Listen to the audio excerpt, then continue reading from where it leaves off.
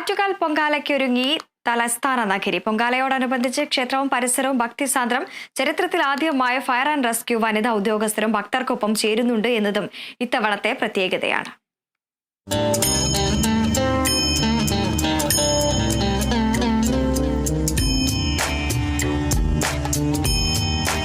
അനന്തപുരിയുടെ ദേശീയോത്സവം എന്നാണ് ആറ്റുകാൽ പൊങ്കാലയെ വിശേഷിപ്പിക്കുന്നത്.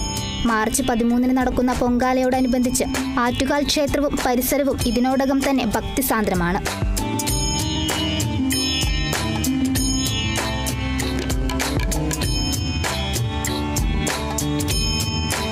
കലാരംഗത്തേക്ക് കടക്കുന്ന പുതുതലമുറയ്ക്ക് വേണ്ടി അംബ, അംബിക, അംബാലിക എന്നീ 3 വേദികളാണ് ഇത്തവണ ക്രമീകരിച്ചിരിക്കുന്നത്.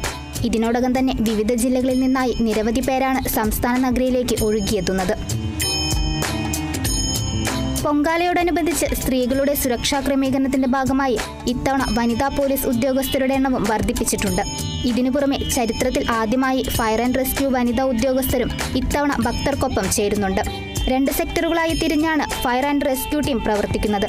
തിരുവനന്തപുരത്ത് നിന്നുള്ള ഫയർ ആൻഡ് റെസ്ക്യൂ വനിതാ ഉദ്യോഗസ്ഥരാണ് ആറ്റുകാൽ പൊങ്കാല മഹോത്സവത്തിനോടനുബന്ധിച്ച് സേവനങ്ങൾ നൽകാൻ സന്നദ്ധരാകുന്നത്.